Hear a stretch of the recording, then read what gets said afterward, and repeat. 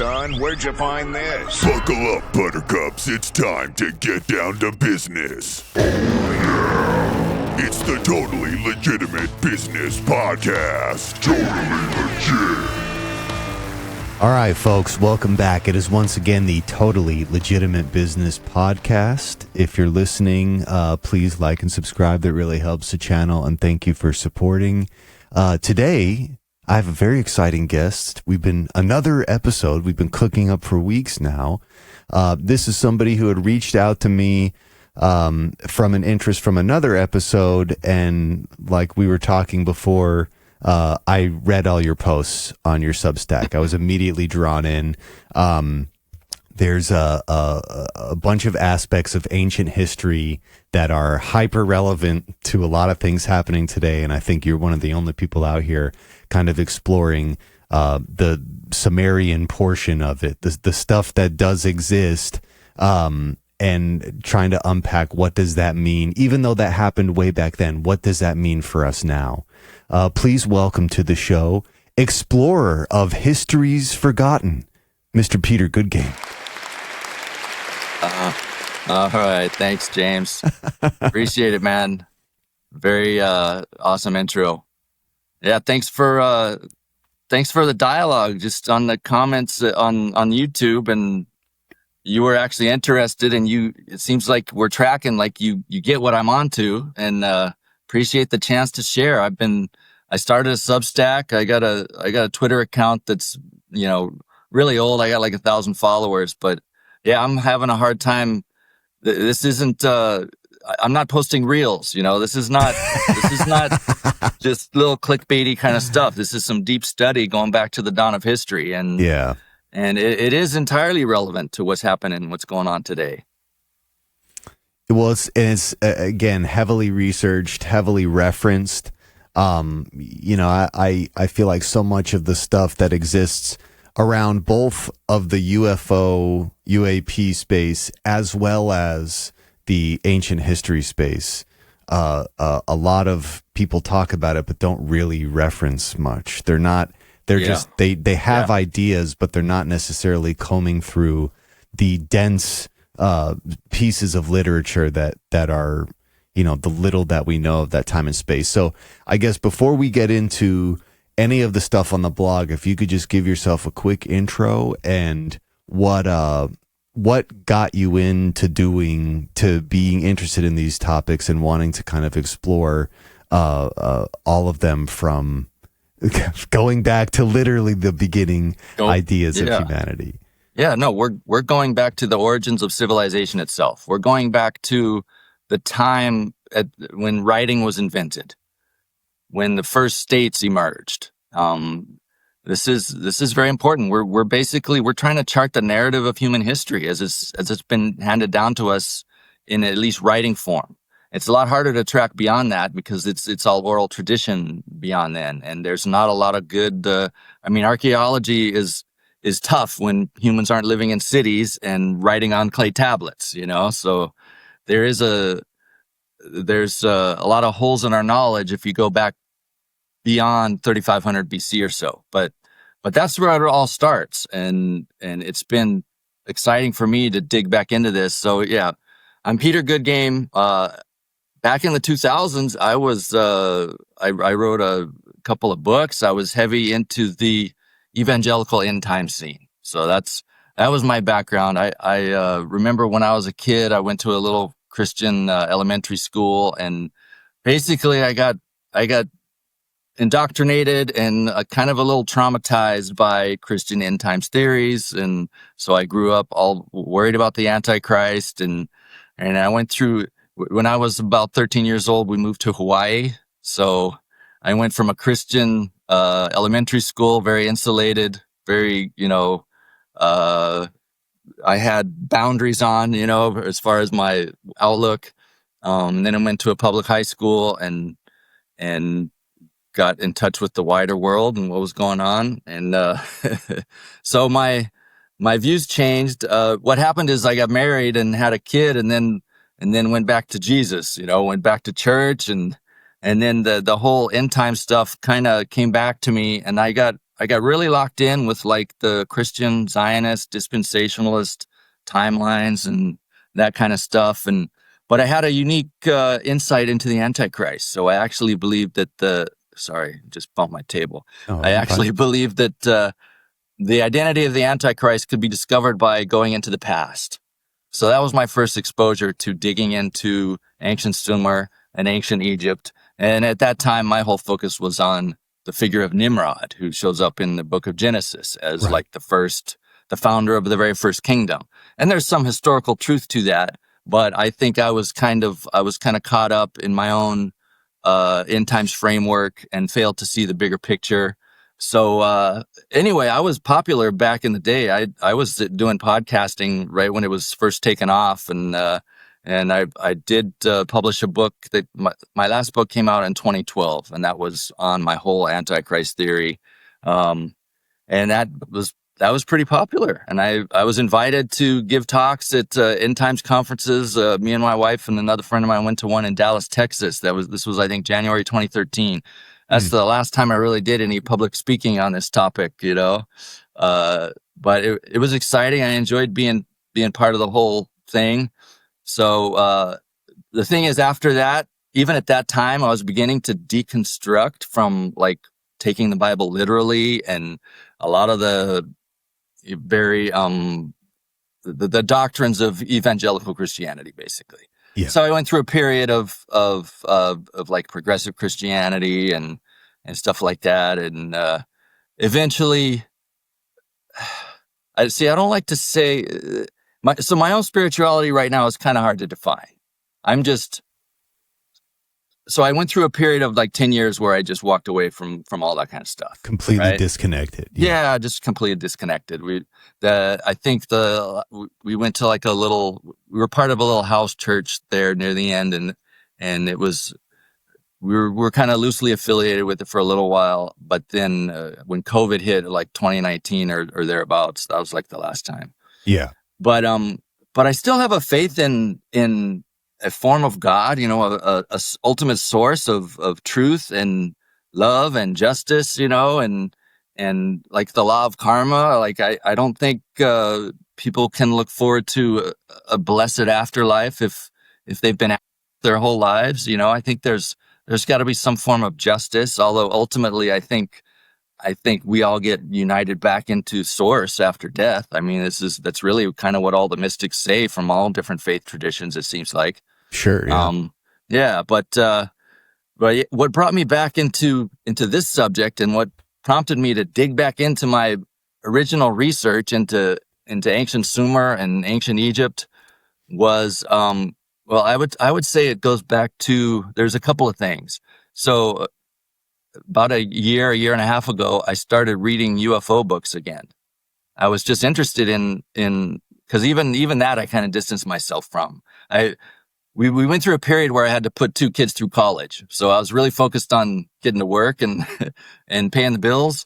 But our youngest just graduated a year ago, and our oldest has been out for a few years now. So that kind of freed my mind up intellectually to begin looking into this. And sure. And what first existentially explore this stuff. Yeah. Yeah. So what really brought me back into this thing was the whole UAP issue, and I read Lou Elizondo's book Imminent, and then I read a couple of books by Dana Pasolka. I read another book that was co-authored with Jack Vallée, and then I read a very interesting book on the whole aliens and extraterrestrials from an indigenous American perspective. So the Native Americans have a totally different viewpoint on the star people. And so I found all that stuff really fascinating. But then really the spiritual part of it grabbed me after listening to the telepathy tapes. Are you familiar with the telepathy tapes? I am, yeah.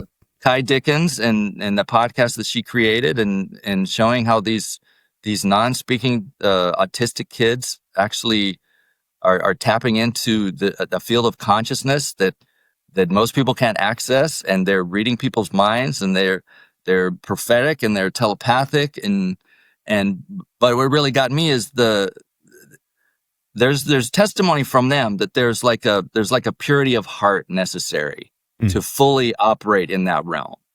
And I think that's important. I think that's good. That gives me hope for the future because I see the world right now being run by psychopaths, and I see the whole sadistic system. Yeah, the whole system is incentivized for to succeed. Yeah. And there's, I still have a heart for truth and justice and love and solidarity with the oppressed. That's kind of where I come from. So actually, during my whole evangelical time, it was kind of interesting because I had a background also digging into like left-wing histories. Like I loved Howard Zinn, People's History of the United States. I read David Graeber. I was very familiar with how power operated. And, one of the books I wrote was right after 9/11. I wrote a whole online series on how the Anglo-American Empire has used fundamentalist Islam as a weapon to fight against the sovereignty of nations, basically. So there were a number of after World War II and the breakup of the British Empire, there were a number of like Arab nations that became independent and charted a path of independence to build up their economies and to become self-sufficient and disconnected from the old colonial system. And the MI6 and the CIA didn't like that, so they actually funded the worst of the worst of Islamic fundamentalists to, take down these nations, like in Syria and in Egypt and Iran. We toppled that government. Iraq, we sponsored Saddam Hussein up to a certain point. I mean, this is just how power works, Right. But it's very cynical. It's very clever, very crafty, and I've always known that. So I'm bringing that same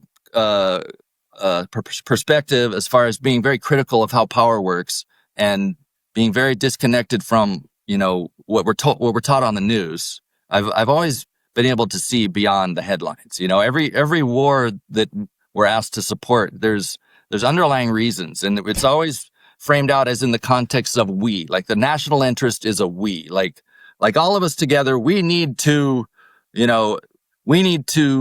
be careful of the threat of China, or we need to topple Putin in Russia. Well, we don't. That's not me. I'm not part of that we. I'm just a regular guy trying to provide for my family. Why should I support something that is going to call my sons and daughters away to fight and die for who? For these that are at the top of the pyramid who are making money off rule it the world. somehow. Yeah, exactly. Yeah.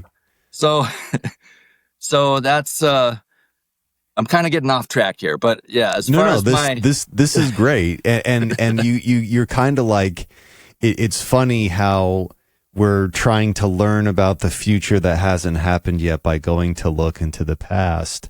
And, there are so many elements of modern life today. We were talking about this on the pre-call, but there are so many people who are in positions of power in countries all over this world that are trying to usher in the end times. It's like this weird self-fulfilling prophecy thing. And your work kind of traces how we've been on that path since the very beginning, from traumas incurred, thousands of years ago. That's why it never changes. That's why it just keeps getting more ridiculous with every new layer of technology and society. So, well, I see the grand scope of history seems to be this rising and falling of empires. Yeah. Right. But it's like we only know one way now of how to organize ourselves and live as a society. Like we're at a point now where it's near the end of the Anglo-American Empire, at least from some perspectives. People would argue that, Sure. to say that the rise of China is unstoppable, and to see how they're allied with the global South now, and they're getting closer with India, and they've got strong ties with Russia. I mean, this is an existential threat to the long-term existence of the Anglo-American Empire, which is an empire of capital that is based on an ever-increasing economy, like GDP growth forever and ever on a finite planet. Every empire comes up against some hard boundaries, right? That that begin to sow, instability. And of course, the first thing that happens when the rich people are no longer getting their quarterly profits is squeezing the poor people. That's that's kind of what happens. And that's why, like, for instance, the House just voted a resolution to condemn the evils of socialism, and it was a bipartisan affair. There were like 95 Democrats that voted right along with MAGA to condemn the evils of socialism. In my mind, socialism is just the poor people organizing and taking power back from the rich, So they hate that. They hate that. Well, it's the new Red Scare. It's the new Red Scare. Yeah, this is the tactic that they're using to just, you guys can, we can do whatever we want in a democracy, but none of that stuff where you're taking power back for the poor and the marginalized and the basically regular working class guys. So as far as my credentials, I went to a year at community college, and then I got involved in the construction industry. So I'm a carpenter by trade. I worked for a contractor for like 25 years. I could have inherited that company and been a contractor, but I just have so many other interests, and I have I like to maintain a proper work-life balance. So I'm kind of a one-man gang. I mean, that's how I pay the bills. I take up custom projects, hopefully close to home, and that's how I pay the bills. But in the meantime, I've got this whole intellectual background where I read a lot of books. I listen to audiobooks during the day if I have a chance to, working by myself in a shop or whatever. So I've got this collection of knowledge, and now it's because of things like, what's happening in the whole UAP sphere, and what's happening with, these crazy autistic kids, non-speaking autistic kids that are giving us a glimpse of this, greater reality. I see this emergence of science and spirituality kind of converging, because we are growing in our knowledge as a human species.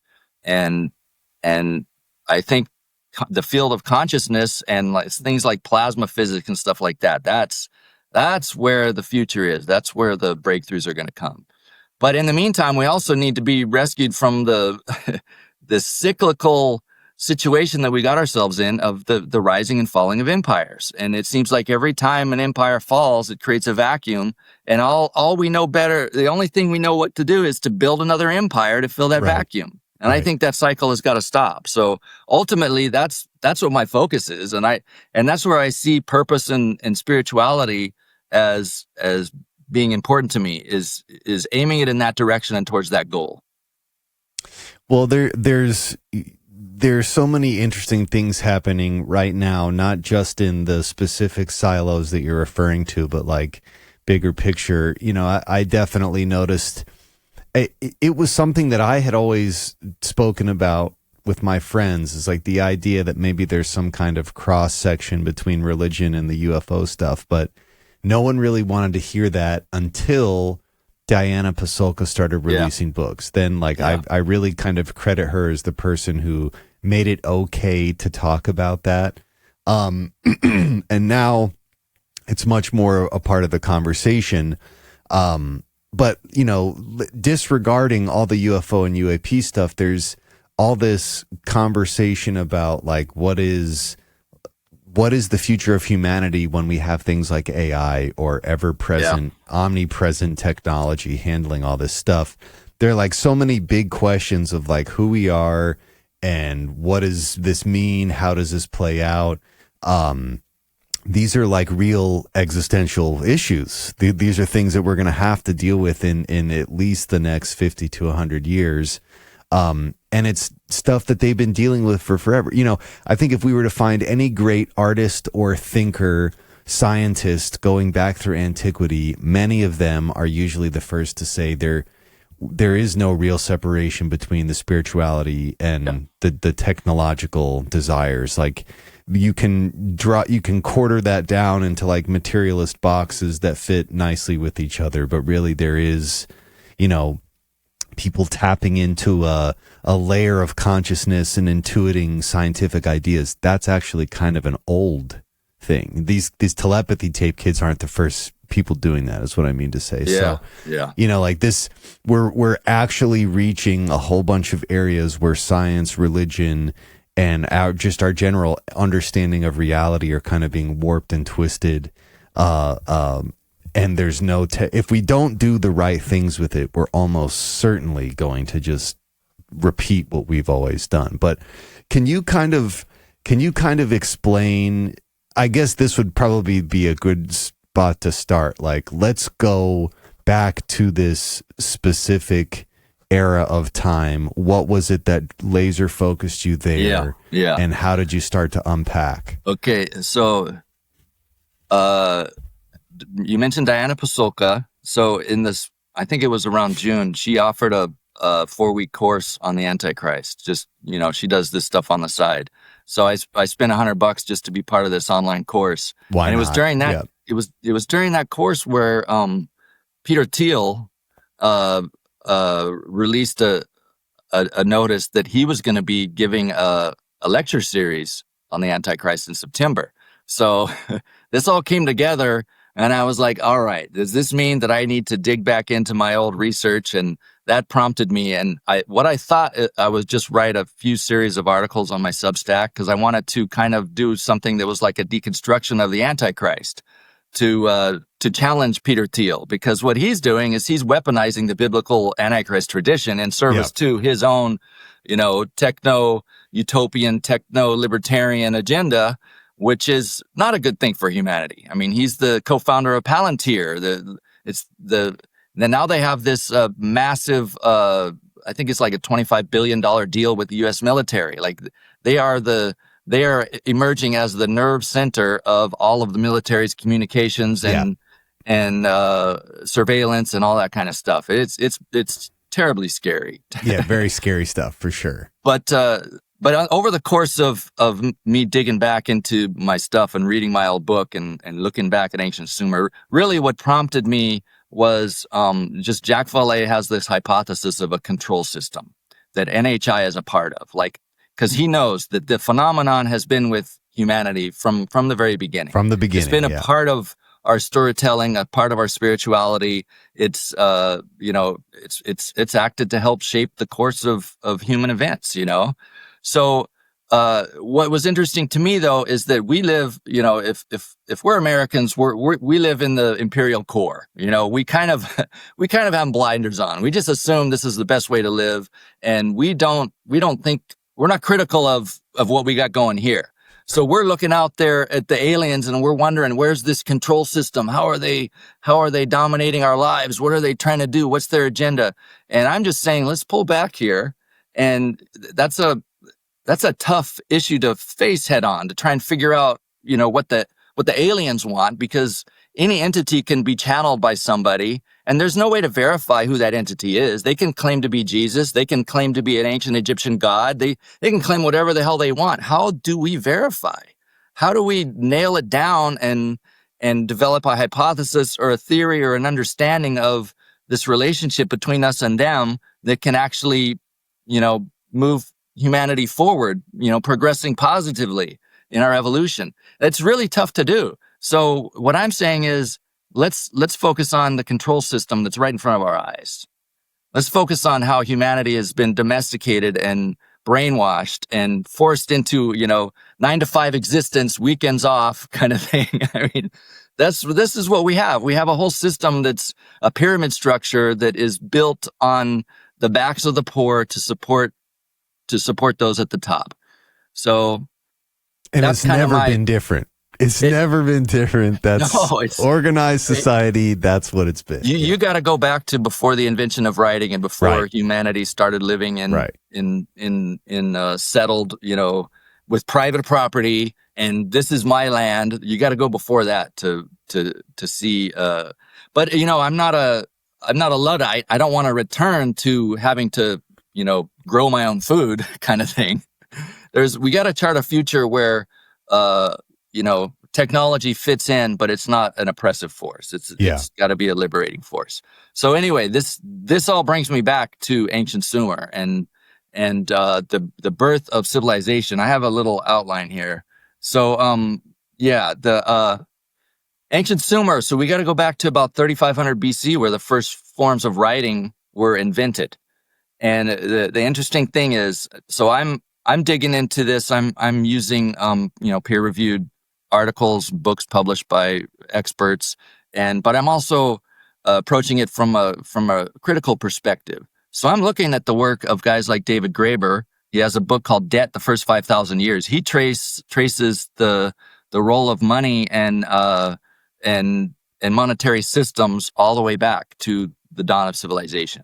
And then there's another guy, James C. Scott. He wrote this book called Against the Grain. And he talks about how every civilization was birthed out of agriculture. Like, you don't have civilization without grain-based agriculture. Sure, yeah. And grain is good because it can be harvested, it can be dried, and then it can be divided up. I mean, grain immediately becomes like this form of value that equates with money. And that's what the ancient Sumerians did. They didn't have a barter economy, and they didn't have currency. They didn't have coinage. That came like 2,000 years later. What they had at the very beginning was a credit and debt-based economy, where there was like a bushel of wheat was equated to a certain amount of silver. So silver was a store of value. Wheat was a store of value, obviously valuable because everybody's got to eat. So that was how money was basically invented, as a form of credit. Credit systems came first, and this flies in the face of neoliberal economists who really think that barter came and then coins got invented because barter was clumsy. No, credit system. They see, of course, credit systems like we have massive credit systems right now. They think that came last. And it actually came first. And the ancient Sumerian priests in their temples, that was the heart of how this whole economy was organized. So when writing was invented, it wasn't invented to tell stories. Writing originally was invented to keep track of goods. Spreadsheet. Keep track of, it was spreadsheets. Yeah. It was keeping track of credits, keeping track of debts, and keeping track of, which fields are going to produce how much, and keeping track, helping to organize and administrate the early state. That's how civilization got launched. So the group that first figured that out and was able to organize humanity on, instead of just a tribal scale, but more on we're talking like thousands of people, and also bring this in with aspects of private property and settled populations, and also these early states have a monopoly on the use of violence, the use of force. So what's funny to me is I look at mainstream academia kind of has this rose-colored glasses when they look at the formation of these early empires. They just think, oh, wow, how clever were these early states? They were able to put all these technologies together, and this is where this great thing called civilization first took off. Well, it wasn't really that great. So in some of my early essays, I refer to the work of guys like Chris Ryan, who wrote a book about, the huge change that happened when humans became domesticated. I mean, humans lived lives where there were actually a few hundred years where humans were enjoying agriculture, but without states. And usually this was at river mouths where they could just cast seed onto the fresh soil that the flood brings. And they didn't even have to till the soil. They didn't need a plow.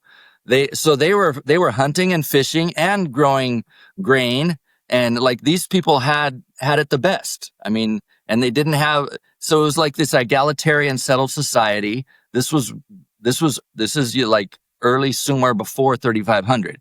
But what happened is there was the first state emerged in Uruk. And this is when all these technologies converged. It was writing, it was invention of credit and debts, and the monopoly on the use of force. All these things came together, and basically what happened starting about 3500 BC is this early state began to expand because they were powerful, and they had a hierarchical framework of government where they had slaves, but they also had I don't know if you could call it a middle class, but basically people who were supportive of the system and supportive of expanding. And right from the very beginning, slavery was a massive part of this first, state building experiment, and it was hugely successful. And let me just share here. I'm going to try and do this properly.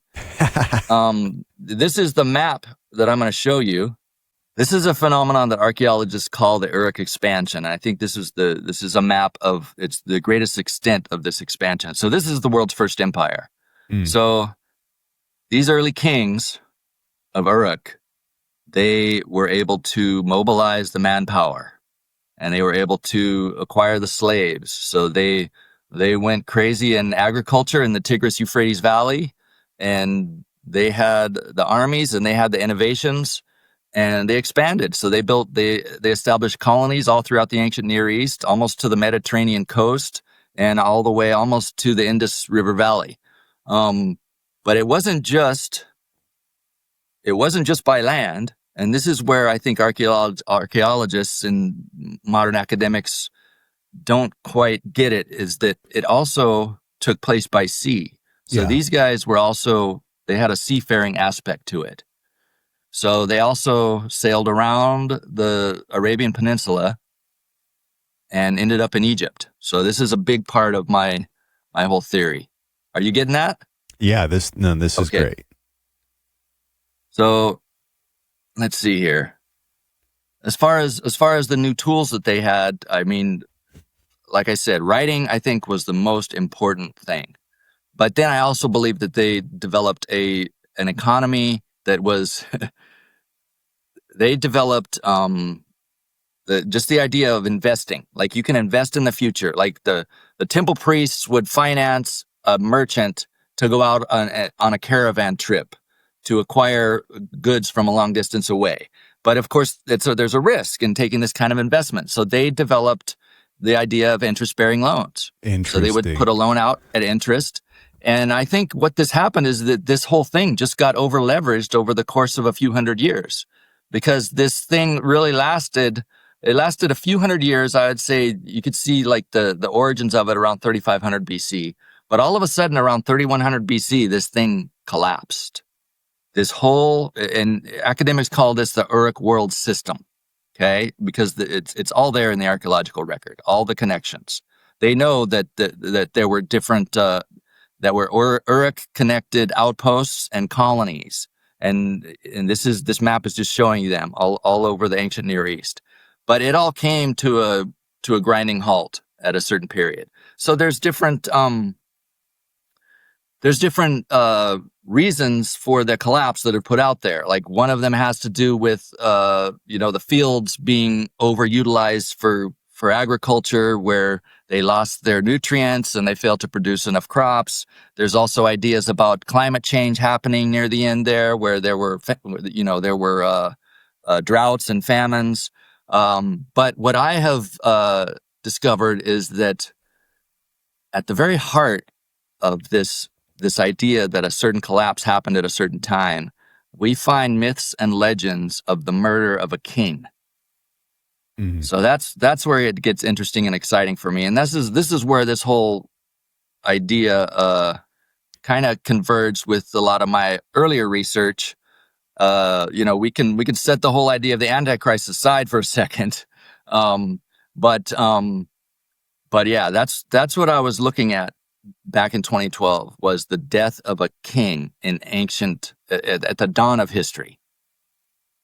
So let me go ahead.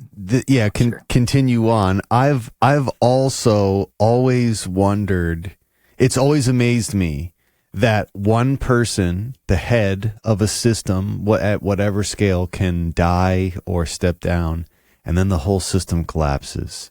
It's always amazed me, like how sometimes it really does, even if you have this huge infrastructure of people who know how to operate the thing, if one key person dies or leaves, then the thing is no longer able to succeed in the ways that it was before. Yeah. So, it's actually a very fragile system. And this is what... absolutely, yeah. It's good you said that, because James C. Scott, in his book Against the Grain, he talks about that. I mean, these empires were actually very fragile structures, and it could be any source of chaos or instability that could be the tipping point that would cause the whole thing to collapse, like a house of cards, you know? Yeah. But what do they do in the aftermath when everything collapses? They try and learn from their mistakes, and then they try to build the same damn thing over again, and that's the history of humanity. Yeah, it is very funny. There's so many aspects of problems that we have today that it's just we're using shinier toys. That's the only difference. It's the same stupid cycle of, well, it's, you know.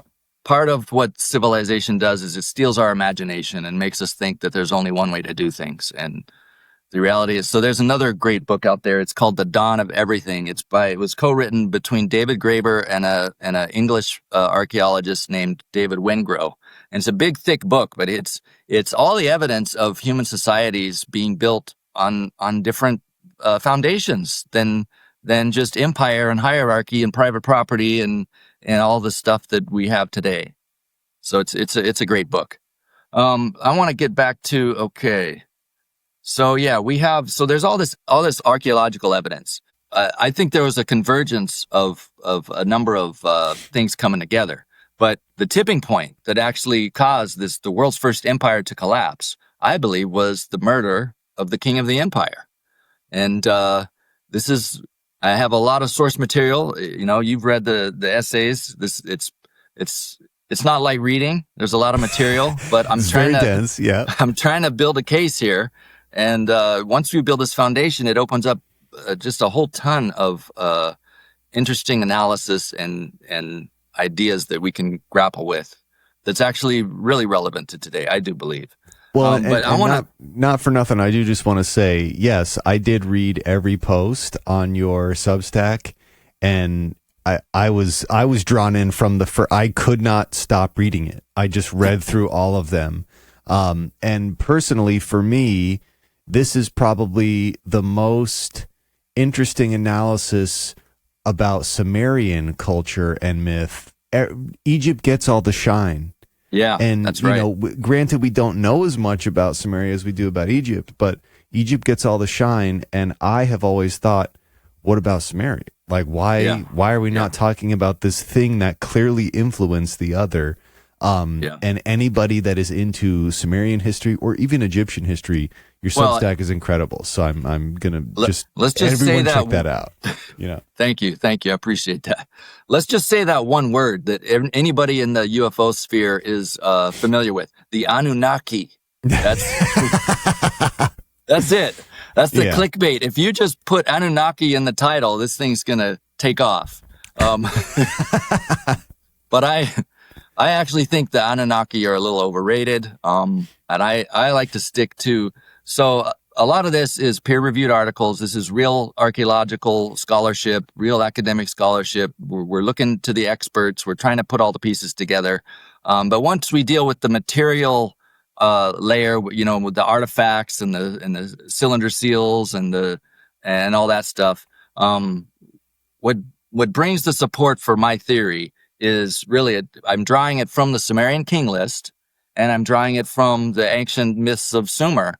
Specifically, the myths of, there's a whole mythic tradition surrounding Inanna and Dumuzi, okay?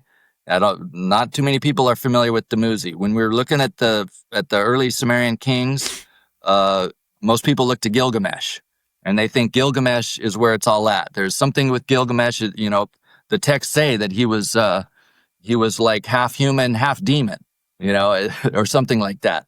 So everyone thinks, oh man, was he a hybrid? Was he an alien hybrid? Was he, you know, what explains his heroic qualities and his ability to make Uruk such a great power at that time? Let me go ahead and share. This is a little before I actually wanted to, but I'm going to open up. I have this timeline. So this kind of puts everything in perspective. You got that? Yep. Okay, so this is what we're looking at. If you look on the left column, look under Uruk. This is the first dynasty of Uruk. This is according to the Sumerian king list.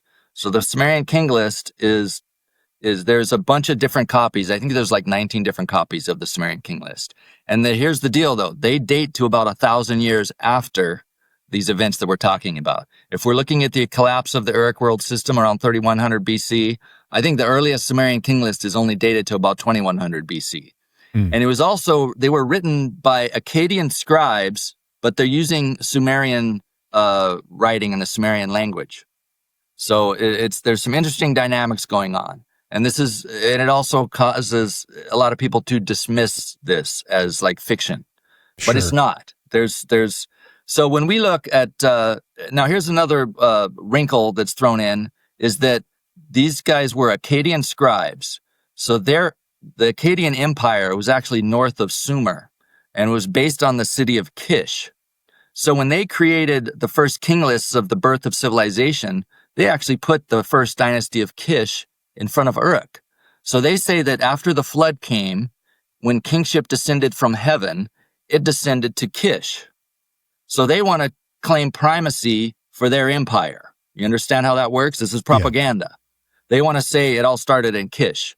Our story's right. Yeah. Yeah. So, but the historical reality is it all started in Uruk. So you gotta read through all these different kings that are listed under the first dynasty of Kish, and then the last two kings are King Enmebaragesi and King Aga. We know that King Aga was defeated by Gilgamesh. So there's a point there that helps us create a real true chronology.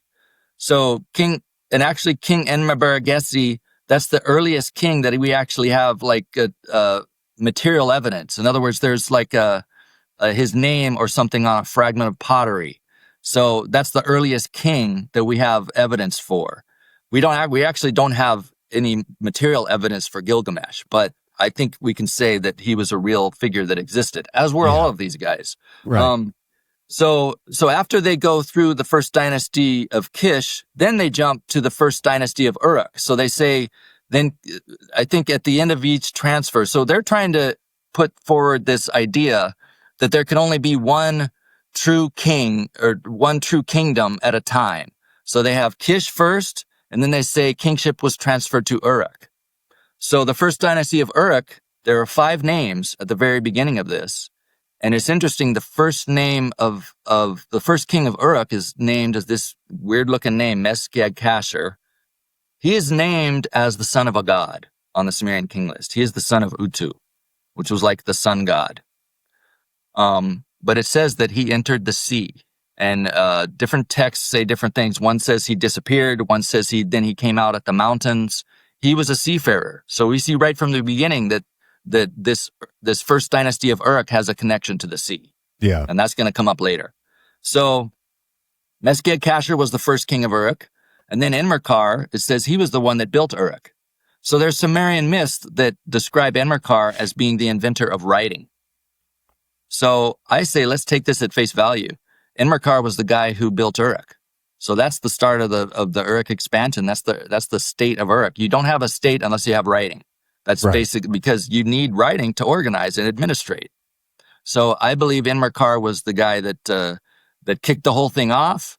In my book years ago, I said Enmerkar was Nimrod, and that he was killed, and then he was buried, and then he's going to be resurrected from the dead as the Antichrist in the end times. We're not going to go there. We're going to move on to. Mesgag-Kasher was the first king. Enmerkar was the second. He built Uruk. He kicked off this whole historical Uruk expansion phenomenon. Lugalbanda, I think, is kind of like a placeholder name. It simply means young king. So I think there were a series of kings that ruled over Uruk, ruled over this great empire, presided over its expansion, and just the way it completely dominated anything that was in the area, like Uruk reigned supreme. Yeah. And then we have this king known as Dumuzi, the 4th king of Uruk. Dumuzi, that's the guy that shows up in the myths. So you've got this whole myth cycle of Inanna and Dumuzi, and it's a clever retelling of the story of the murder of Dumuzi. That's what it is. So we got to dig back into the religious system that was developed. What was the spirituality of the empire? And it was a hierarchical system. And again, this is something we don't know until we consult texts that were written way later. So it's hard to argue specifically what they believed in, but we do know that the center point of the empire of Uruk, everything was centered around what's called the Inanna complex. It was a complex of temples and administrative buildings in the heart of Uruk that were all dedicated to the goddess Inanna. So Inanna was this warrior goddess that was basically the personification of the empire. So my contention, and this is one of the breakthroughs I had this summer, is in digging back into this. My contention is that the whole story of Inanna and Dumuzi that ends with him being killed and thrown into hell, basically. That's how it ends.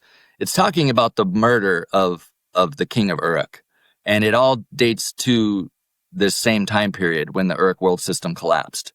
So the whole myth of Inanna and Dumuzi, it's hilarious. It's a great myth story, and it's got so many different plot twists and turns.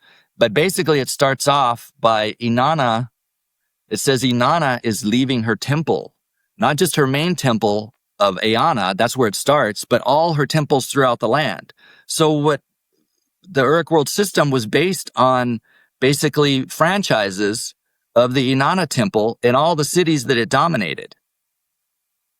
And when it says that Inanna is leaving her temples, we know this from other laments, like the lament of is a document written by the ancient Sumerians, and it's lamenting the fall and the collapse of the city-state of And it has the same theme where the goddess leaves her temple. When the goddess leaves her temple, that's not good. We need the goddess there to maintain order and to keep everybody in line. When the goddess leaves her temple, that means gone bad. So that's how the whole Inanna and Dumuzi myth starts, with Inanna's leaving her temple. So why is she leaving her temple? She's leaving her temple. She's already the queen of heaven. She's already the personification of the empire on earth. Inanna is proud, and she is overcome with this great hubris where she wants to be the queen of the underworld as well. So she grabs all her gear, all her state building implements, her tools. She gets it all together, and she leaves her temple and she goes to the underworld because she wants to kick her sister off the throne. She wants to rule heaven and earth and the underworld as well. So that was her whole plan. So it's the hubris of Inanna that is, in a coded way, given as the reason for the collapse of the empire. Are you tracking with me? Does that make sense? No, it does. And even in like, again, the stories end up getting written down or told, like codified in some way later. Like even just from a metaphorical perspective, the society was collapsing. She abandoned her temple. Yeah. The protective goddess of the empire was no longer able to protect the empire, and it collapsed. So even from like a purely metaphorical sense, I see that tracks. That's exactly how that would be described back then. Or again, in like a very simple form of conveying that message. But anyways, continue. So I've got like 3 essays, I think, like 5,000 words each, where I'm basically going over that whole story. And let me just break it down real quickly. In the story of Inanna and Dumuzi, so she goes into hell with the intention of taking over. Before she goes into hell, she sets up a plan B. She leaves her attendant outside the gates of hell and says, if you don't see from me after 3 days and 3 nights, then you need to go to these various gods and you need to beseech them and try and get their help to rescue me out of hell. Because if this don't work, I'm going to be stuck and I need to be rescued. And so what happens is she goes down to hell, full of, bravado. She's ready to take over, and it does go bad. She does kick the queen off the queen of hell off her throne and sits down, but then these other gods show up to kind of take charge. And these are kind of like some figures that I haven't really looked into, but they have more leverage than Inanna. And they basically said that, once you've come into hell, you're not leaving, and you got to get off that throne. And it says they gave her the look of death, and basically she's killed and she's hung up on a hook. Her corpse is hung up on a hook in hell and forgotten. It's like, that's it. Inanna's done for. Forget it. She was too proud. She tried to acquire too much, and that was her downfall. So 3 days and 3 nights later, her attendant, who's on the outside, is like, my queen isn't showing up. We better get going with plan B. Time to get to work. Yeah. Time to get to work. So she goes and visits a handful of different gods, and each time, whatever god it is, they just mock her and they laugh and they say, good for Inanna. She had it coming to her. No, I'm not going to help her. Just time to move on. Inanna's dead and gone. Forget about it. Well, the last god that she was told to go visit was the god Enki. Now, Enki's a very interesting character because he's the most, seems to be the most, he's the guy that saved humanity from the flood, okay, in this Sumerian story. He's the guy that's always sticking up for the little guy. He's the guy with the clever answers to every problem. And of course, this is propaganda. Like the Sumerians, They want us to love Enki. And he's referred to as the father of humanity. So there's some interesting, digging that we can go into him. And I have a whole book on Enki, and it's really interesting. I think it connects somehow with the whole NHI phenomenon. But anyway, the attendant goes to Father Enki and begs for Inanna's life. And Father Enki basically says, yeah, that's not good. All right, sure, I can help you. So he's sitting there and he digs a little piece of dirt out underneath a fingernail, and boom, he creates a little god character. Okay. And then he picks some dirt under another fingernail, boom, creates another. So he's got these two little creatures that he creates out of the dirt under his fingernails, and he gives one of them the plant of life, and he gives another of them the water of life. And he sends them on a mission. He says, you're going to the underworld. You got to go see the queen of the underworld, and you need to show her compassion, and you need to attend to her needs. And then when she owes you a favor, that's when you ask for the body of Inanna. And that's what they do. They go to the underworld. They get close with the queen of the underworld, and then she owes them a favor, and they say, you know what we really want? You know that corpse that's been hanging on a hook all this time? Can you bring that down for us? That's what we want. So they bring Inanna down, and they apply the plant of life and the water of life to her dead corpse, and she springs back to life. And Inanna's plan B worked, and there she is, and she's ready. She's heading out the door, going back to the land of the living. She's turning her tail and run. She's not going to try and take over hell anymore, but she sure as hell wants to get out of there. And she's stopped. The gods that truly make the call, they step in and they say, no. You're not just going to walk out of here scot-free. Yes, Father Enki, his schemes worked. You brought back to life. That's cool. But if you're going to leave hell, you need to put someone in your place. You need a substitute. You can't just walk out of here scot-free. So there's a group of demons that follow her. So her and her attendant, they go out through the gates of hell. And it's interesting, the description of these guys. It's pretty, these are some rough dudes. These are some demonic figures that are following Inanna. And of course, the first person they want to grab is Inanna's attendant. And they say, okay, all right, we found your substitute. And Inanna says, no. This is my faithful attendant. If it wasn't for her, I'd still be in hell. You're not taking her back to hell. Let's keep going. So she goes and visits all these different places. And every time when she goes to see somebody, the demons are like, all right, we found our guy. We're going to take, and Inanna's like, no. And it's funny. One of the guys that they try and grab is her, it's her makeup artist, hairdresser. And the demons are like, try to grab her, and Inanna's like, no, hell no, you ain't grabbing my this one's gotta stay. Yeah, exactly. Like, come on, get real, guys. So the last place she goes is, and the thing is, everywhere she goes, everyone has been mourning the loss of Inanna. Everyone is dressed in sackcloth and ashes. They've even been cutting themselves with knives. Inanna has disappeared. Inanna has gone to hell. The whole land is in mourning. Everywhere they go, everybody's in mourning. So the last place they go, Inanna finally says, you know what? We're going to go back to my palace in Uruk. We're going to go back to the throne room, and we're going to check up on my husband. And Dumuzi is Inanna's husband. So they open the gates of the palace and they walk in, and there's Dumuzi sitting in fine clothes, having a good old time. There's no hint that he's in mourning. No idea that he's even, paid attention to Inanna being gone.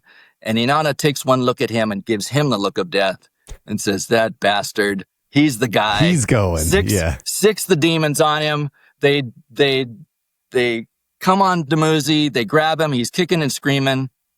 And this is where the myths actually take a different turn, because Dumuzi prays to the god Utu and says, please, Utu, my god, give me an ability to escape my chains, because I got to get out of here. I don't want to go to hell. So there's this whole sequence of different myths. There's like 3 or 4 of them all together that talk about how Dumuzi ends up as a refugee in a foreign land before he's actually captured and put to death.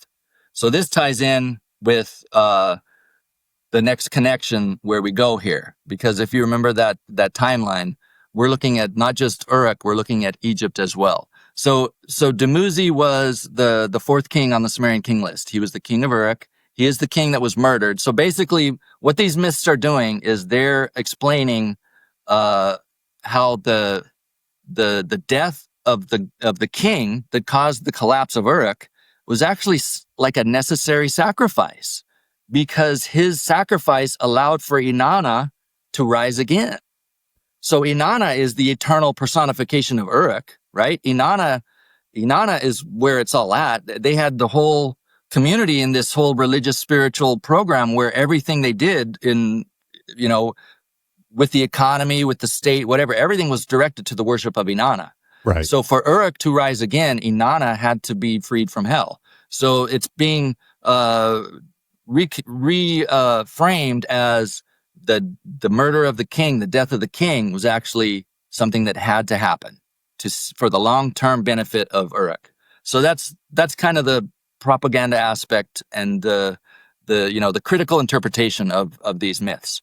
So this is the overlap between Egypt and Sumeria, kinda here. That's right. Yeah. So the very first archaeologist who is known as the father of Egyptology. His name is Flinders Petrie, and he did major excavations looking into this time frame of pre-dynastic and early dynastic Egypt, that are digging into these layers that are dating to 3400 BC, 3100 BC at the same time.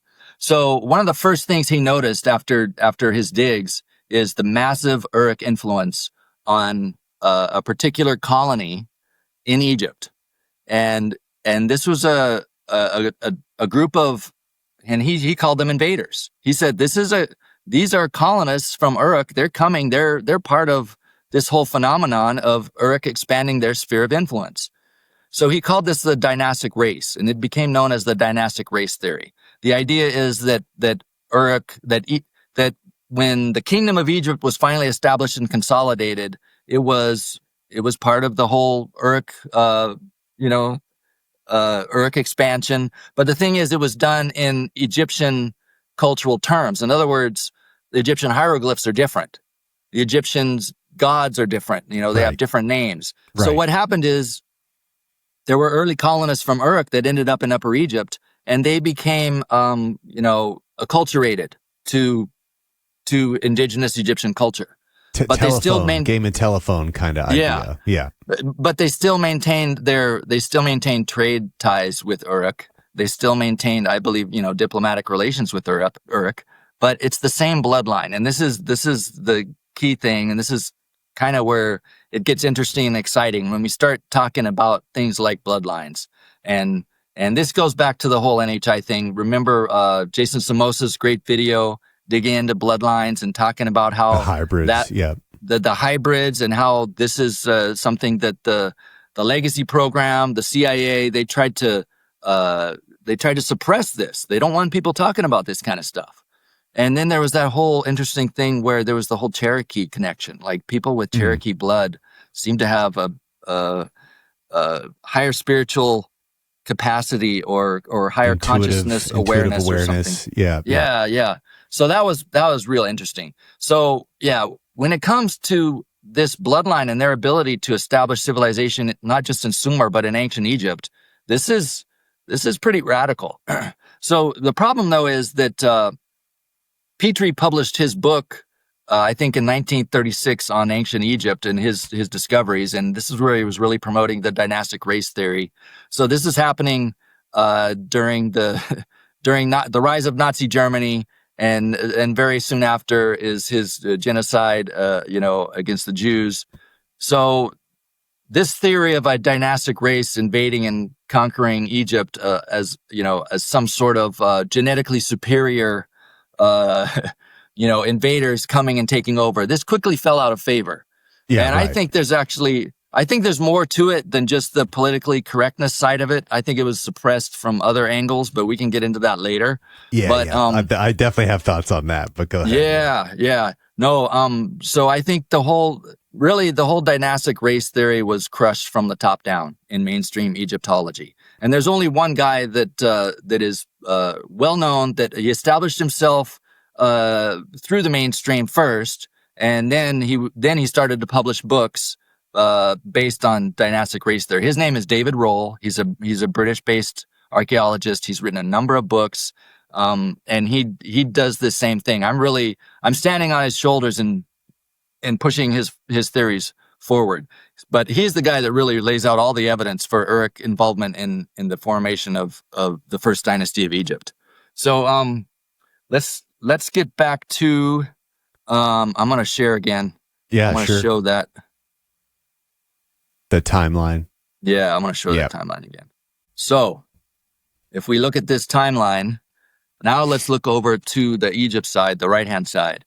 So we got this whole time period of pre-dynastic Egypt. So like I said, these invaders coming into Egypt from Mesopotamia, they're basically the Horus kings. They're the followers of Horus. They worshipped a falcon deity, and they were the Shemsu Hor. They're the followers of Horus. They're coming from Uruk. They have advanced technology.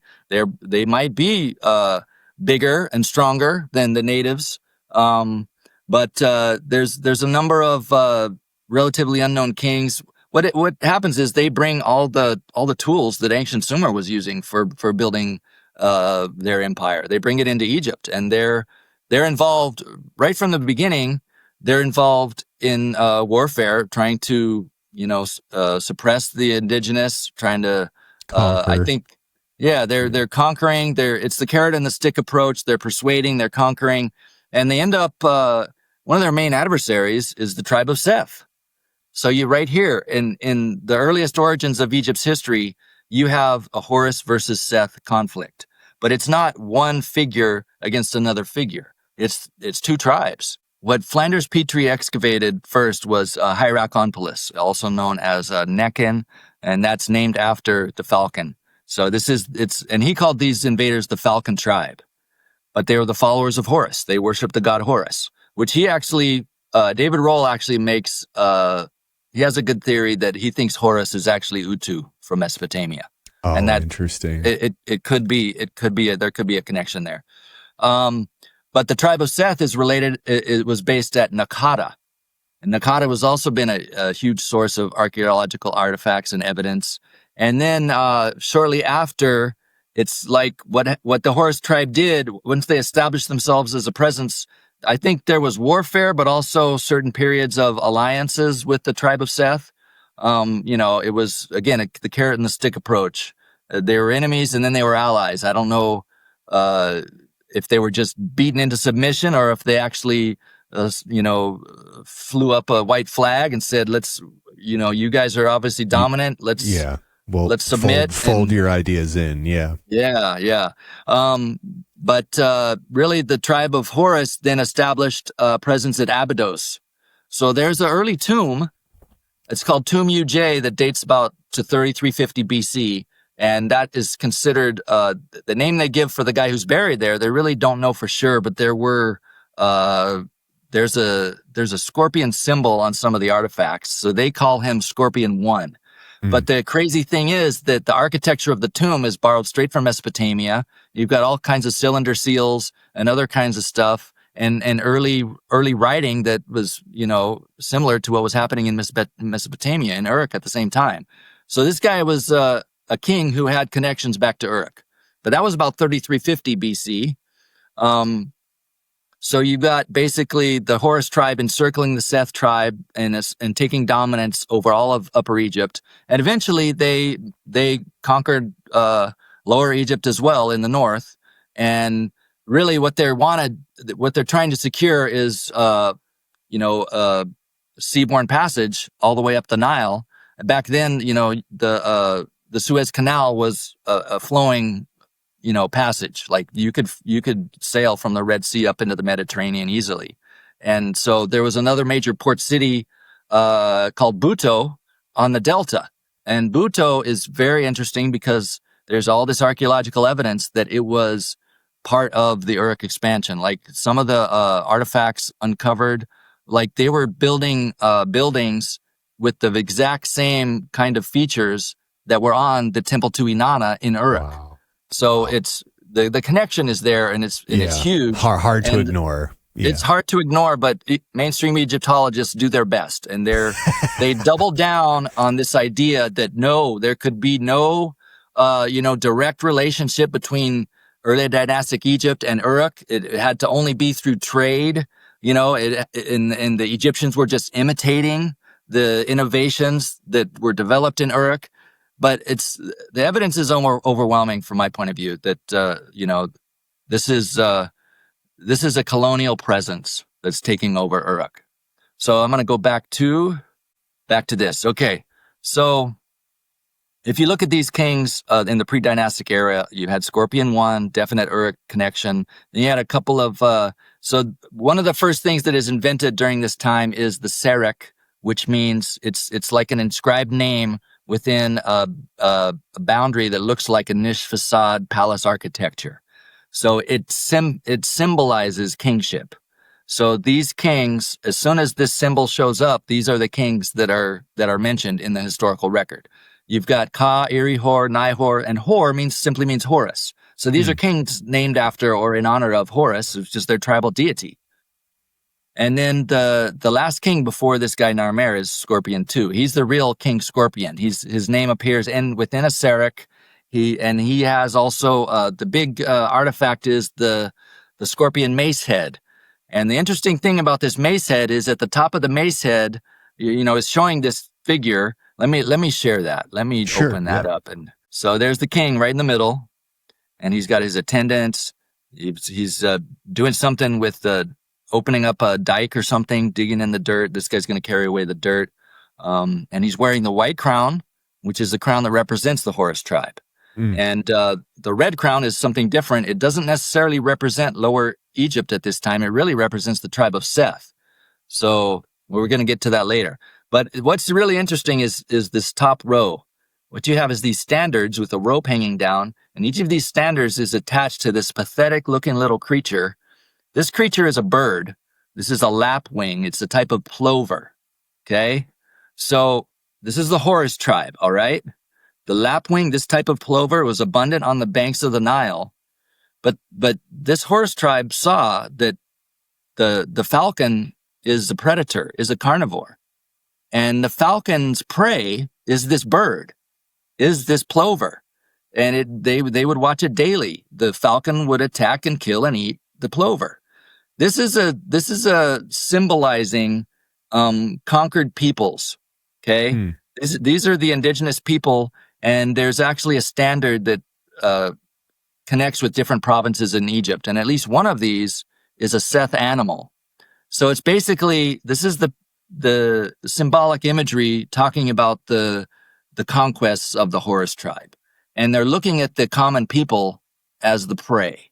So This is defining very starkly a predator and prey relationship between the elites who run the state, the kingdom. It's a noble family where genetics is absolutely huge, and they remain separate and apart from the common people who they view as the prey. So this needs to explode all of our theories of how great and enlightened ancient Egypt was. It wasn't. Right. It was brutal, man. It was. Yeah. This is a predator and prey relationship. This is how civilization started, not just here but everywhere. It was the same situation in Uruk. You had a royal bloodline that it was genetically pure, viewed as gods, detached from the common people, and it's just raw brutality. And they Everyone do build else up was subjugated. Yeah. Everyone else was subjugated. Absolutely. Absolutely. So that was the Scorpion Mace Head. So the next guy on our list is Narmer. So this was the next breakthrough. This was really the original breakthrough that kicked my whole origin series off, because I started writing about civilization as a control system, and then I started writing about Peter Thiel, because he was starting to talk about he was going to talk about the Antichrist, and I was beginning to sketch out some of the history of ancient Sumer and Uruk and where it all started, and kind of comparing this bloodline that had the monopolization on the technologies of state building, comparing them to like a Silicon Valley startup. They're like, these Silicon Valley guys have the same, killer instinct of, you got to go for it. You got to grab the manpower. You got to allocate the supply chains. You got to put it all together, and you got to go out and kick ass. Well, that's exactly what this family was doing, this bloodline. And they did it in Uruk, and they expanded everywhere they could, and they eventually ended up in Egypt. And, but here's the connection for me. When I'm looking at, and I know there's a connection with Egypt somewhere. And I knew that Dumuzi was my guy. And there's so when you look on the Sumerian king list, he's referred to as the fourth king of Uruk. And it says that he came from a town called Kuara. He's Dumuzi, he's from Kuara, but he has a title. He's called Dumuzi the Fisherman. Okay? Dumuzi the Fisherman. So when I'm looking in the Egyptian kings, Narmer stood out. He was the guy that did it all. Let me share the Narmer palette. This is the guy. This is the that really took charge and made things happen. He was the guy that really, the unification of Upper and Lower Egypt was finally secured under him. This is Narmer. So this is the smiting pose. So he's using a pear-shaped mace, which was invented in Uruk and brought to Egypt by this falcon tribe. And he is grasping a poor victim, ready to bash his head in. Okay? And then we've got, over here, you got 10 headless bodies. And what you don't see is, this is a little interesting side note.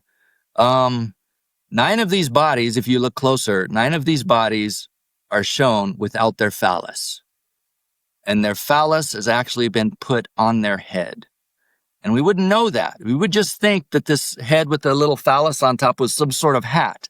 But thankfully, the artist left one headless figure with his phallus still attached between his legs. So we know that this little sausage-looking object on top of the heads of all the other 9. So these guys are decapitated and emasculated. I mean, it's adding insult to injury. You know what I'm saying? Sure. Yeah. This is overwhelming force. You do not mess with Narmer. He's taken over. If you want to end up,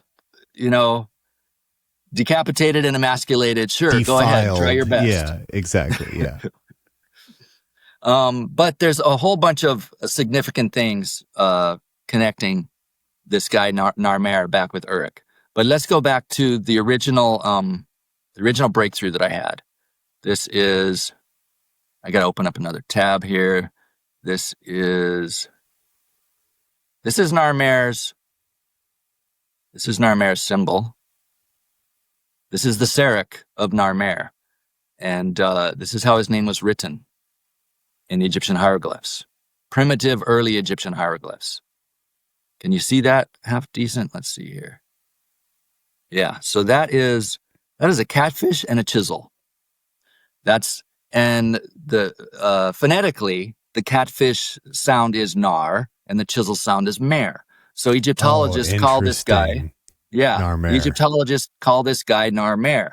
But yet they're completely mystified by why the greatest pharaoh at the founding of ancient Egypt took the symbol of a catfish. Like catfish doesn't inspire ideas of overwhelming dominance and Yeah.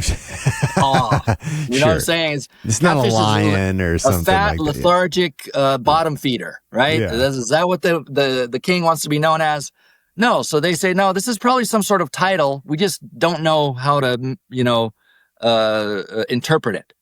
So, but here's the deal. If we go to the Sumerian king list and we look at the title for Dumuzi the fisherman. So on the Sumerian king list, in the ancient Sumerian script, the fisherman is given by two signs, which is Su, meaning hand, and Ku, meaning fish. Hand, fish, fisherman, okay? If we look at Narmer has it reversed. It has catfish, and then he has chisel. So for the Sumerians, the hand was the tool. For the Egyptians, the chisel was the tool. So I'm simply saying that this looks damn close to the fisherman as being the title for Narmer.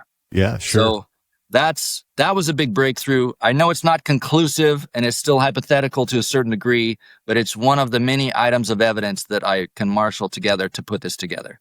So that's the theory, that Dumuzi and Narmer are actually the same guy. In other words, that this Dumuzi the king who ends up as a refugee in a foreign land and then is killed in a foreign land, according to the Sumerian myths, this is him showing up in Egypt. Now, this king of Uruk showed up in Egypt with force, allying already with the pre-existing Uruk colony and basically taken over. This is near the end of the Uruk expansion. I think the empire is starting to degrade. It's showing some cracks. It's showing some instability. And this guy wants to consolidate authority over all of Egypt as a way to support the greater good of the empire. Yeah. So he's trying to make Uruk great again, and he's trying to, basically perpetuate the empire for the next few generations. So he shows up in Egypt. He's known as the fisherman in Egypt, and he's known as the fisherman in Uruk. But he's the guy. So let's see here. Back to here. So I'm saying that Dumuzi and Narmer is the same person. His title was the fisherman. And when he died, you had the collapse of the whole Uruk world system.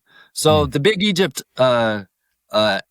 angle, and we're not going to be able to get into it too much, and I actually haven't dove into it too much, but if people are tracking, they're going to be able to guess already that in Egypt, Narmer became known as Osiris. He is the god of the underworld, okay?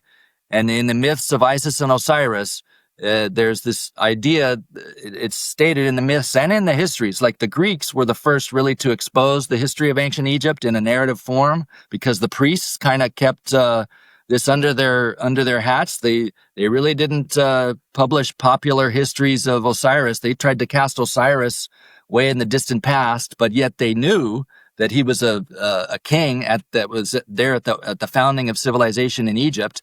They claimed Osiris for themselves, of course. They didn't say Osiris came from outside. Sure. But no, in the myths of Isis and Osiris is gone for a time out on his conquests, and then he comes back to Egypt, and he is killed as a result of a conspiracy that was led by his brother Seth.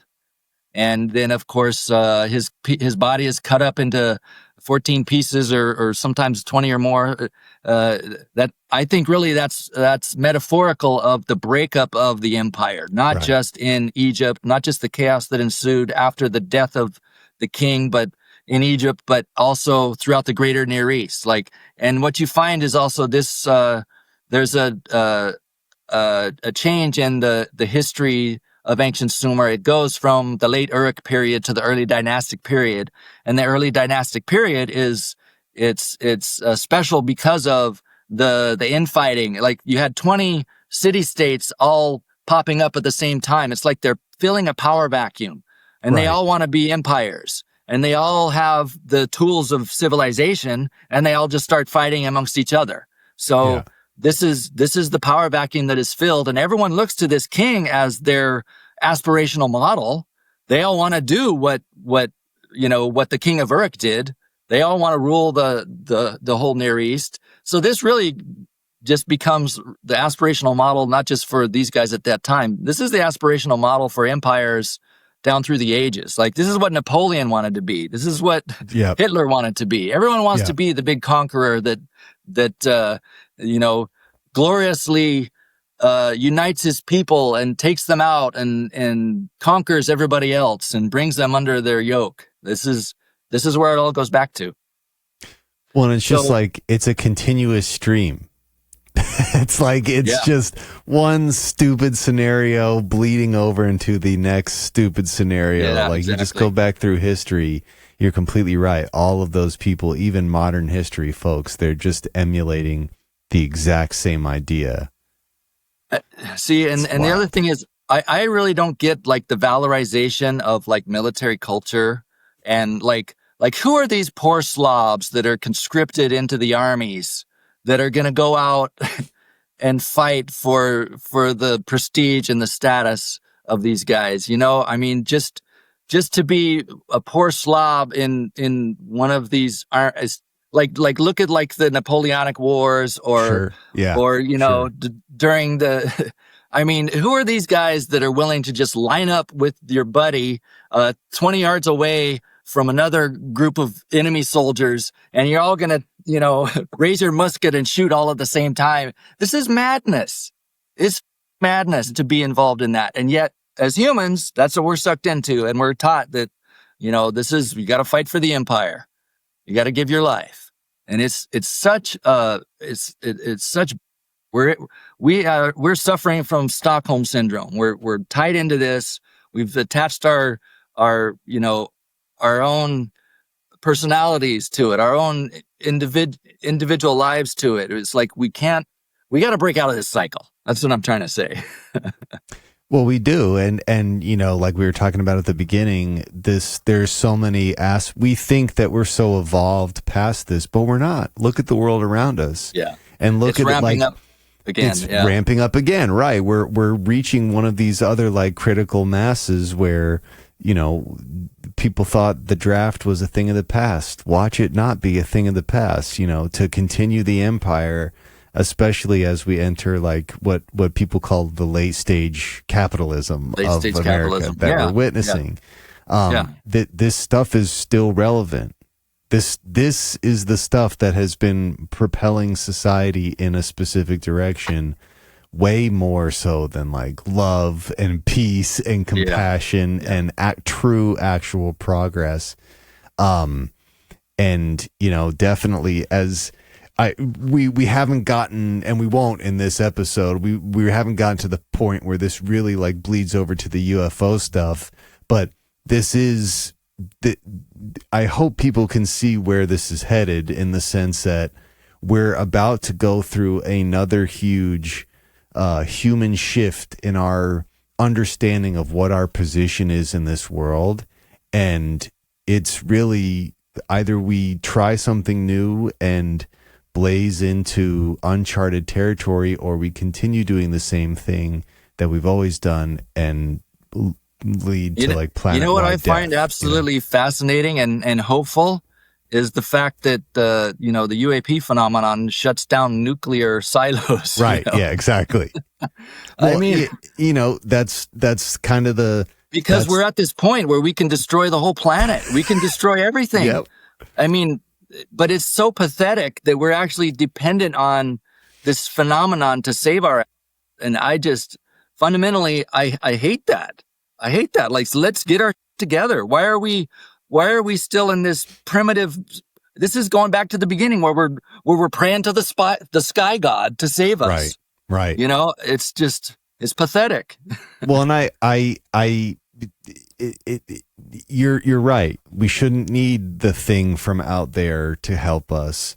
And that's what kind of bothers me the most about the UFO stuff getting turned into like this being purely a threat, an exterior threat that threatens humans' way of life, and it must be destroyed. Now, if we're entertaining the idea that there are entities or actual biological beings not from Earth that are interfacing with Earth, more than happy to entertain that. But I think it would be pragmatic to assume that not all of them are benevolent. Like, not all of them care about us one way or the other. Some might want to do harm. Some might not want to do harm. Others might just be observing. I think it'd be foolish to assume that there is no percentage that is a threat. But how I've always thought about this is if they've mastered space travel, we're ants. That's what we are. We're ants, really. Like, and the more hostile we become, what do you do to an anthill when an ant bites you? You step on the anthill. So that's the level of entertaining that idea. That's kind of the scary space, but yeah, I think there has to be different forces with different moral perspectives on this.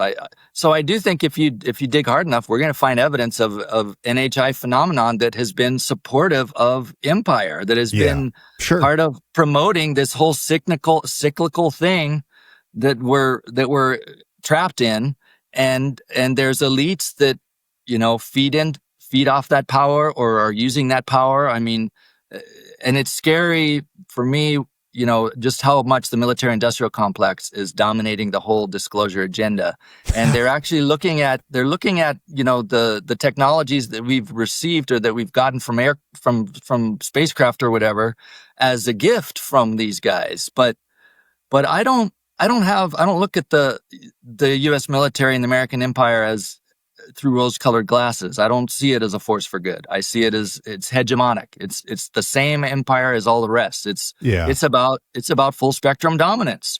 But right now we're at this cusp of seeing the empire's fading. The empire's falling apart. We're over leveraged as far as debt. We're overstretched as far as our military capabilities, and we're being challenged by the rise of China and other forces.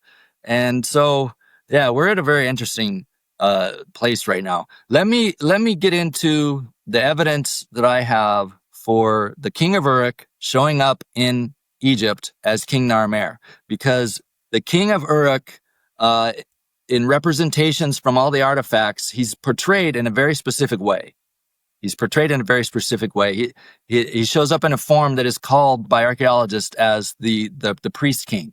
Yeah, that's the garb that he wears. So if you look at what he's wearing, he's actually bare chested. He's got this hat on that has this rim around it, right? It's a brim. It's like a brimmed hat. I think it's woolen. I think it's made out of wool, and he's got like a kilt. So this is Inanna and Dumuzi, and this dates to that time period of, before the collapse of Uruk as an empire. So here he is again. This is a typical portrayal of an Uruk-style boat with the high prow. And then here, this is a little better drawn of the same. Are you getting the slideshow? Is that working? Yeah, that's flawless. Yeah. Okay, cool. Now this is interesting. You're talking about what happened in Baghdad when the U.S. military showed up. This vase was stolen from the Baghdad Museum, and it was damaged. But luckily it was returned, but in a damaged capacity. So they got it back. But this is one of the scenes here.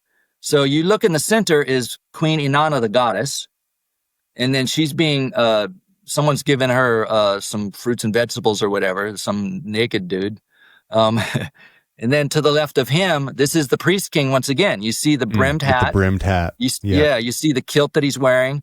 And he has an attendant helping him. He's giving her, this is the king of Uruk. He's giving her an offering of some sort of textile, right? This is it's a length of cloth or something like that.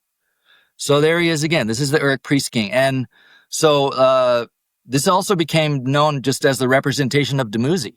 Like in the myths of Inanna and Dumuzi that were sprang up in Sumer after his death, this is how he was portrayed pictorially, symbolically. He is the Uruk priest king.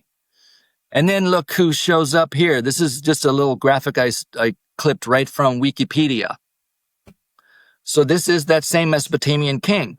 Yeah. The thing is, this is on an Egyptian artifact. This is a very important artifact. And Flinders Petrie, the father of Egyptology, said that this was the most important artifact in all of ancient Egypt's prehistory, because he said this is absolutely documenting the conquests of an invader from Mesopotamia. And this knife handle was carved out of ivory with these scenes on it and handed to the victor it's as a gift, as to symbolize his conquest. And this knife was found. The thing is, it showed up on the black market, so no one knows for sure where it came from.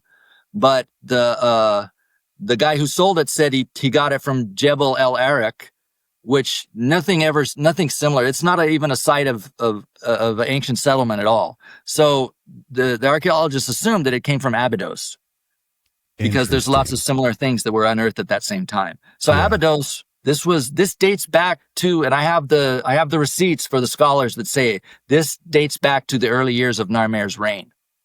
So, and then this is just comparing it also with another portrait. This is a Uruk artifact on the right. Again, this is the priest king with the brimmed round hat, a large beard, bare-chested, straight skirt. That's his uniform. This is Dumuzi, okay? This is Dumuzi, the king of Uruk, showing up in Egypt, taking names, and establishing himself as the hegemon, as the king of a united Egypt. So Flinders Petrie referred to this artifact. He says it's a level of importance, just like the Bayeux tapestry is an English tapestry that was created in the aftermath of Norman the Conqueror's conquest of England in 1066. Mm. He says this is the Egyptian version of the Bayeux tapestry. It was that important to him. And then what happens after that? Egyptologists dismiss it, and they say that it was just an imitation, that it was just made in imitation of Uruk style.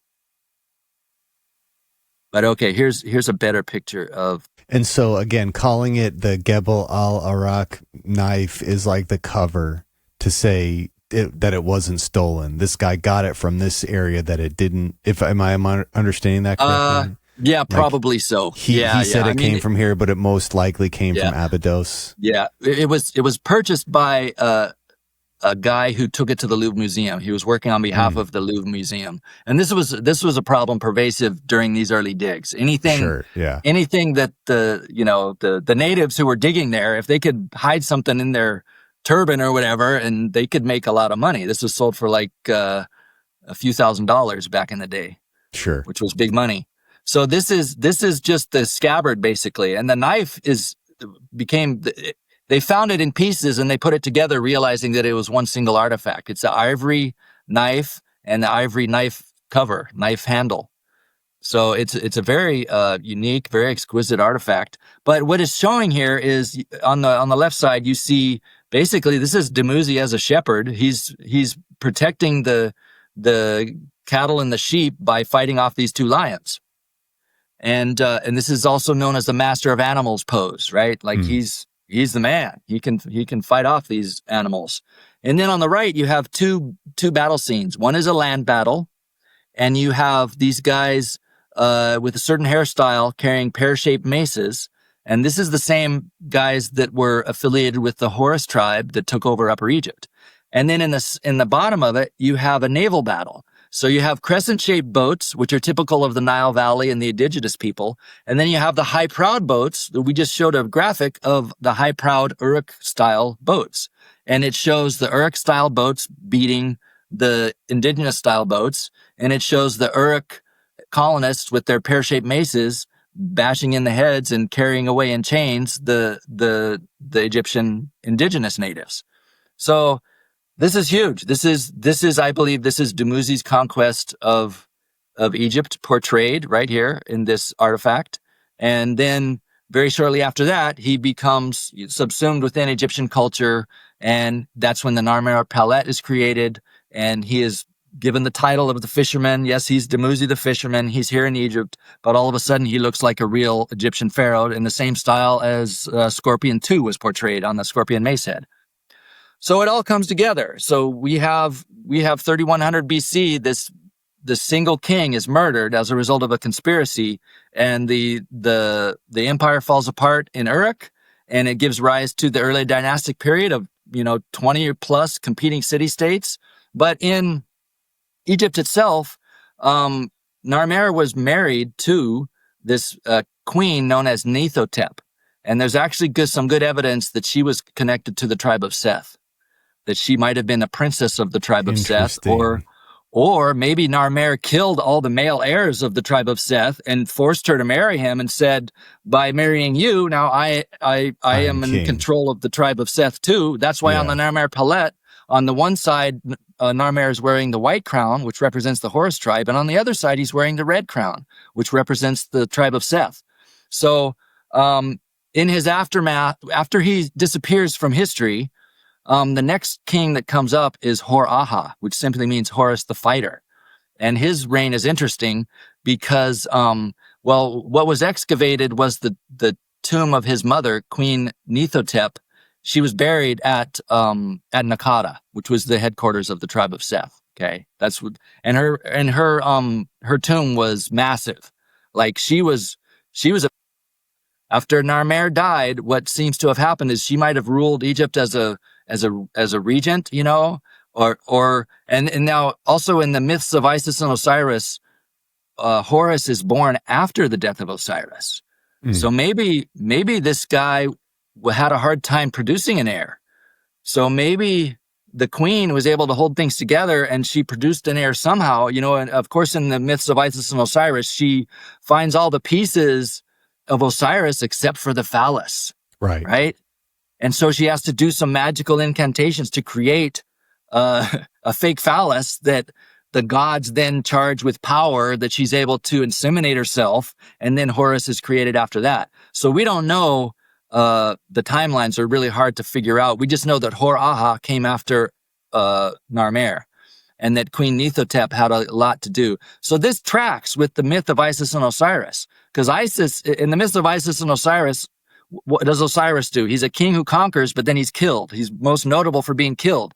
Yeah. Isis is the big hero. She's the queen that steps up and fends off the rival Seth and then produces an heir. And then she helps empower and train Horus in, you know, the knowledge of statecraft and knowledge of warfare. And it's Horus. It's the Horus versus Seth conflict. Horus is finally able to defeat his uncle, Seth, according to the myths. So this all tracks with real Egyptian history right at the dawn of the first dynasty of Egypt. Well, I mean, that's what I love about this. Again, like this, how you are unpacking this is the first real set exploration of this topic and overlap. That's like, oh yeah, this could actually make sense. I've always been pretty resistant to the idea that there was the least amount of connection between these two cultures as possible.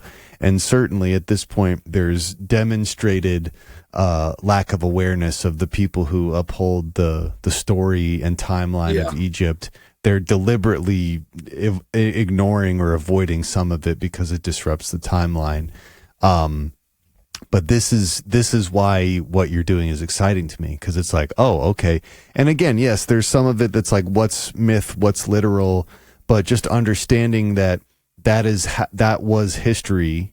That's the best they could do at the time. Okay. Yeah, that's the best knowledge they had and understanding of how to write and encapsulate ideas. That's the best we could do at the time. But they're also writing history with an agenda, because writing itself is a craft that is owned and controlled by the ruling class. So everything technology. Is written it's written in service to empire. That's what they're doing. Everything has to revolve around, you know, obey the king, serve the empire. You know, you are just a peon. If we call you to war, you should be glad. Like, and the archaeology is clear. Like when these kings died, their whole retinue of servants was slaughtered with them.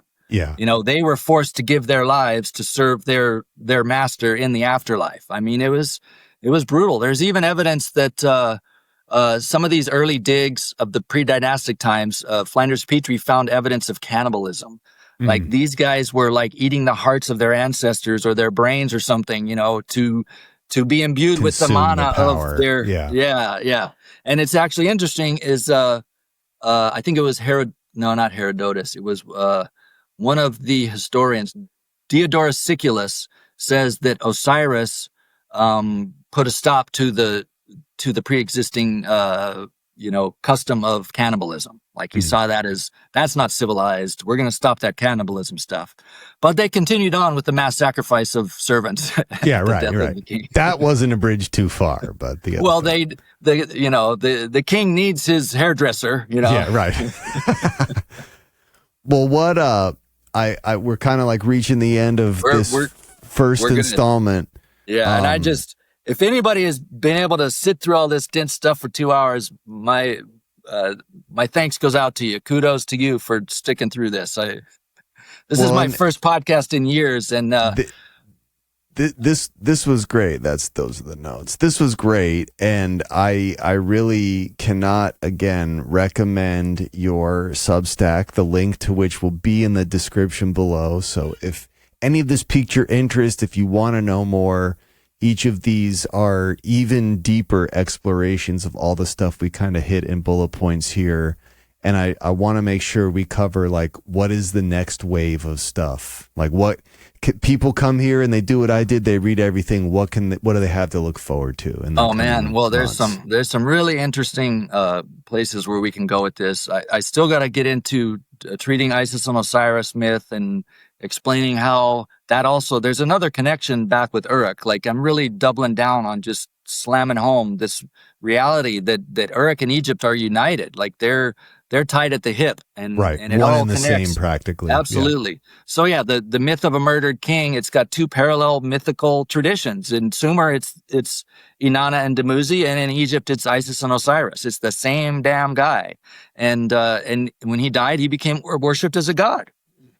And let's just touch on this. I'm gonna get into a little bit about Freemasonry and how Hiram Abiff is the coded representation of Osiris, and I got all the receipts for that. The Masonic historians, they're very upfront and very clear. Yeah, they're pretty vocal about that at this point. Yeah, they're going back to ancient Egyptian religion. They're honoring this guy as the founding father of civilization, but they don't see him as they see him as an aspirational figure that needs to be emulated, and the Masonic Brotherhood is there to serve him. I mean, there's even like Manly P. Hall. He's somebody that really dug into this. I like his moral outlook, because I really think all of his life was in the service of enlightenment and liberation, and he's definitely not a pro-empire guy. But in his chapter, The Secret Teachings of All Ages, he has a chapter on the pyramid. He actually predicts how the whole mythology of the pyramid is all dedicated to this is crazy, but he actually says that the Osiris is buried in the pyramid, and we're looking forward to the time when he rises again. So that's pretty crazy. And then another Egypt connection is, there's a great book out there called The Stargate Conspiracy, dates to like 1999. It's talking about early in the intelligence community and the military-industrial complex, dating back to right after World War II, where this guy who is very well connected named Andrea Puharich, it was just mentioned in the Peter Levenda 4-hour interview with Jesse Michaels. Michaels, yes. No, so this guy was claiming to make channeling contact with the 9 gods of ancient Egypt. So, and about the NASA symbolism, it's all about ancient Egypt. There is the intelligence unit of the Space Force has a picture of Osiris on their logo. Okay, so this is all connected. And then also, what's really fascinating to me is the Chris Bledsoe story, where he meets the lady. He had contact experiences, and they had encounters that took place on every Easter. I think Easter of 2012 was massively important, and then Easter of 2013 is when she made the prediction about the year 2026 and the Star of Regulus rising over the Great Sphinx and a new knowledge being dropped.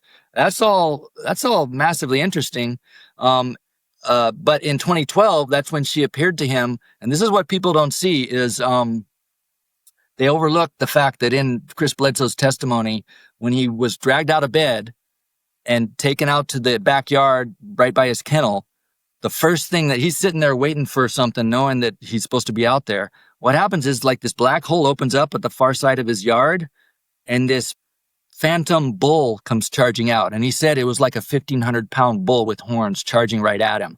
And I think he said it knocked him over. I don't know if he felt physical contact or whatever, but I mean, it bowled him over because it was that impressive and that, massive in his consciousness. Like he's being knocked over by a bull.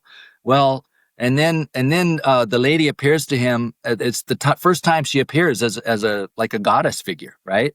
But then she takes him to Dendera, the temple of the goddess Hathor, and she says Hathor is one of the names that I've been known as. So there's all this ancient Egyptian symbolism connected here. And I really like Chris Bledsoe. I think he's a genuine guy, and he's relating real experiences that happened to him. But I'm still not sold on, these spirits, these entities can claim to be whoever they want. They could be whatever. We can't verify. Right. Yeah, exactly. But for some reason, this entity is choosing to cloak herself in the guise of an ancient Egyptian goddess. And Hathor, the name Hathor simply means house of Horus. Yeah. And I get into this in one of my essays. On the Narmer palette, you see the cow with the horns at the top of the Narmer palette. That's actually a goddess from Uruk. It's a mother goddess from Uruk. She's known as a wild cow. And then in the Egyptian tradition, that goddess comes later to be known as Bat, and she's referred to as a wild cow. And it basically becomes, by the Middle Kingdom period, becomes, part of the whole Hathor tradition. Hathor is kind of a later manifestation of this goddess figure. But yeah, it's incredibly interesting to look into these connections and to see how ancient Egypt and, the Great Pyramid, the first of the 7 wonders of the ancient world to be built and the last standing, this is still huge. It's a massive part of our human story. And the narrative is there for us to figure out. And I think we've exposed enough in our own histories, in our own archaeology, that there's a lot we can dig into. And we can kind of, at least for me, I'm putting aside all these messages from all the different aliens, the people channeling the Pleiadians or the Zeta Reticuli. I mean, it's just such a massive confusion out there. And how do you vet these messages and these? And so for me, all I can do is, are you aligning with truth and with love and justice? And do you have solidarity with the human race as a whole, not just the elites? If you can prove that's where you're coming from, then I might see you as an ally if you're a non-human intelligence. But otherwise, if you're working hand in hand with the military-industrial complex, I'm not interested in that. I think we're being played. Peace. Yeah. I've gone into it in a million episodes. I'm definitely right there with you. I have a genuine distrust for how the military would approach that, and private industry connected to our military would approach that. And at least in terms of like this stuff, myths, this is how they conveyed messages. They chiseled it in stone. They put it into some kind of like graphical artwork, or it became a myth so it could last the time. Like, we have to look back to that. And yes, there are a million different ways of looking at it. You can look at it purely metaphorically. You can look at it more literally, but the truth is somewhere in the middle, again, because that's how they conveyed messages back then. And I don't know. That's why what you're doing is so exciting to me, because it's like it's connecting a lot of dots that people have been saying for a long time are not connected. And certainly in the past 10 years, and again, just my awareness of even times in history before that, why do all these militaries want to understand the myths and steal the artwork? And like, why is that so important to them? If we're this materialist technological world, what importance does ancient artwork on pottery have to do? But like, there's clearly a concern and a focus there, and it's because maybe it's a little more related to modern society than we like to think, Anyways, your blog is great. Fun, man. The Substack is up there. I am incredibly excited to like watch as you flesh this out and have you back on for the next like level of interpreting all the stuff you come across. But again, please, everyone listening, if any of this interested you, check out Peter's Substack. It's even more in-depth and granular breakouts of any of the stuff that we hit today. Peter's, there anything you want to leave the people with? My last outburst. That's a great way to. No, man. Thanks for having me. I really appreciate the opportunity. I was a little nervous, man. I'm just so excited to finally get this out there, and you did great. Hopefully, you can, pull out some good clips that is going to engage people, and maybe you can condense it a little bit. You do your editing magic and all that, but. Man, I just appreciate the opportunity, and I'm gonna stay in touch. I don't know how busy I can be over the holidays, but everyone checks out during the holidays. No, Don't even worry about that. Yeah. But I'm locked in. Like this is what I think about all day long. I'm focused on this. This is exciting. I'm having a lot of fun digging into this. Every new essay is like a new, and I know I'm gonna find stuff like I always do. And my wife laughs at me. She says I'm a pacer. Like I'll be going down some or pulling on some thread, knowing that I'm going to find something at the end. And then when I do, it's like, oh wow, yeah, I knew it. I knew it was here. It's exciting. Well, thanks again, man. Yeah, dude, of course. Thank you for coming on here. I already am looking forward to having you back on to, again, get even deeper. And edge us closer to more modern history. But this stuff is relevant. The stuff that was happening back then, we like to think we're completely divorced from it. And what I think we're going to find here is that we're not divorced from it at all. It is, in fact, very similar to what we're doing now. We just have shinier stuff now. Yeah. That's really the big difference.